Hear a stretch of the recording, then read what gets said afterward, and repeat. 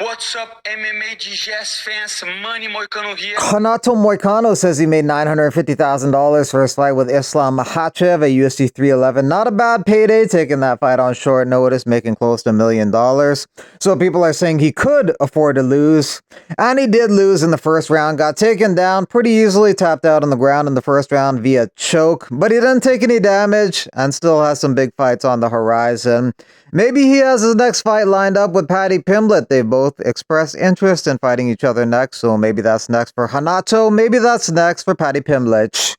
Usman Nurmagomedov underwent hand surgery to fix his broken hand, which he broke during his fight with Nurmagomedov. Umar lost that fight via decision on all the scorecards. Last month, Umar Nurmagomedov posted this picture with the caption, "Thank you for the gift, Dana White and Hunter Campbell," and now Merab recreated that picture with him in the middle between Hunter Campbell and Dana White. Earlier, it's going to be a big problem for Deshalavili. Deshalavili. Corey Sandhagen is pushing for a fight with Sean O'Malley. Let's be real. O'Malley has no business fighting Merab for an immediate rematch. He got beat up in the first fight. He's going to get beat up in the second fight. No one wants to see that fight. I'm not booked yet. I want to fight. I am so damn bored. I'll even give this fool as much time as he wants, the way that Aljamain gave him as much time as he wants. Just UFC. Make the fight that the fans want to see, which is me and O'Malley. Make it happen soon. I'm so fucking bored. People generally like the idea of this fight. Corey versus Sean would feed the whole neighborhood. Inject this fight into my veins. Corey versus Sugar Sean for title eliminator shot would feed generations. I know you're reading this, Hunter and Dana. Nurmagomedov has beaten the top three guys, O'Malley, Jan, and Nurmagomedov, but he hasn't fought number 4, Sandhagen, yet. O'Malley versus Sandhagen would be a fun striking fight, though. O'Malley's got the precision and power and different awkward angles. Sandhagen has a good volume and variety of attacks and good fight IQ as well. The fight could be a chess match of high-level striking on the feet, and whoever wins may be just the guy who makes fewer mistakes standing up. Usman Nurmagomedov won't be in the UFC anytime soon. He has a 2-year deal with the PFL, and he fights on Saturday against Paul Hughes for the lightweight title. Robles to Spain, fighting in Karate Combat on Friday. He says Karate Combat pays him a lot more than the UFC. He was on his first contract with the UFC, so sometimes they pay those guys only $12,000 to show, $12,000 to win. But if he's getting more in Karate Combat, that's good, because he doesn't have to worry about anybody taking him down. He has no takedown D. He has no ability to get back up when taken down. But in striking, he's solid, dangerous. Last fight, 4-second knockout in Karate Combat. His opponent barely had any experience. This guy, Brigaggio, has more experience, but will still be the underdog. Charles Oliveira doing some training in Thailand and mingling with the elephants. Shara Bullet sending a message to MVP. They're going to be fighting in Riyadh, Saudi Arabia next week.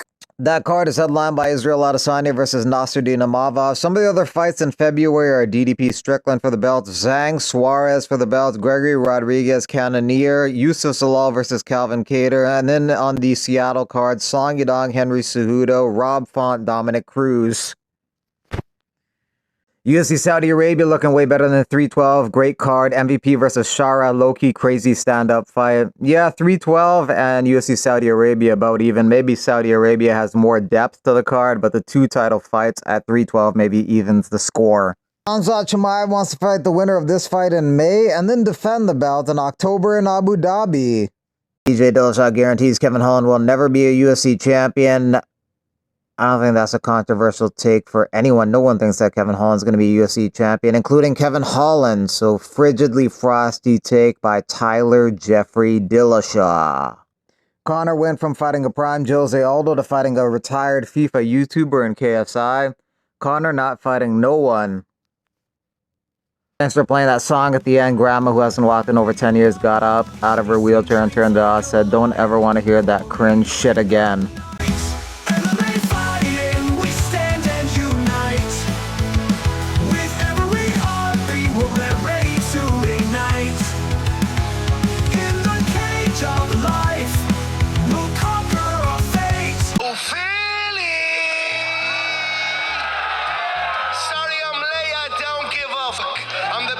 Around here.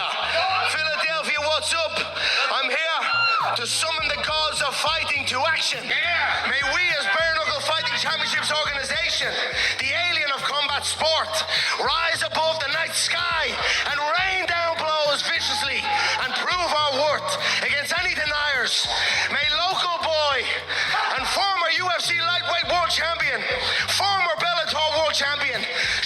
this man up over here, Jeremy Stevens. He's coming in here into Philadelphia.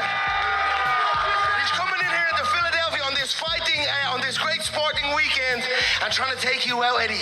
This is as big a fight as it gets, with world title fight implications. Like I said, combatants, turn your knuckles to knives. Bleed in the honor of Philadelphia's rich fighting history, and show the people what Bare Knuckle Fighting Championship is about. Let's go, Philadelphia. Let's go, Bare Knuckle Fighting Championship. David Feldman, Philadelphia native, has brought us back here, and I want every fighter on the card to know, and every fighter that's invited to this event to understand, you are the chosen ones. You are the fighters and the people that are going to bring this company up to the top where we deserve. So David, congrats on the success. I'm honored to be here. Eddie, good luck, brother. This is a big one.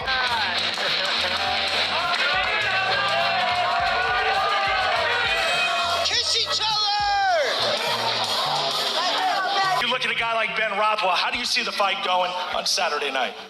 The thing with Ben is, I think Ben's biggest struggle is eating. Ben likes to eat lots of food. Ben can make the weight, the fight will happen. There's been a few problems why the fight hasn't happened. It's been delayed, and it's all been Ben's fault. I'll come here because I like fighting. When I see Ben, I want to punch Ben in the face. And when I get in the ring, I want to cut him up, I want to punch him, and I want to smash him all over. Yeah, more insults. You sound like a typical bully. You remind me back in grade school again. And you know what a bully is? Weak mentality. You quit against Arnold Adams the first time, you're going to quit against Saturday night. Said that Philadelphia always comes in second. You said that's what's going to happen on Saturday night. Now we are that much closer. How confident do you feel going inside that squared circle against a legend like Eddie Alvarez?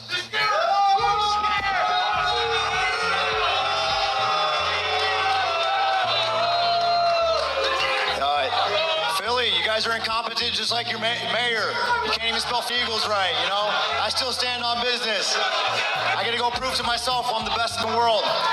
Your boy's going to sleep.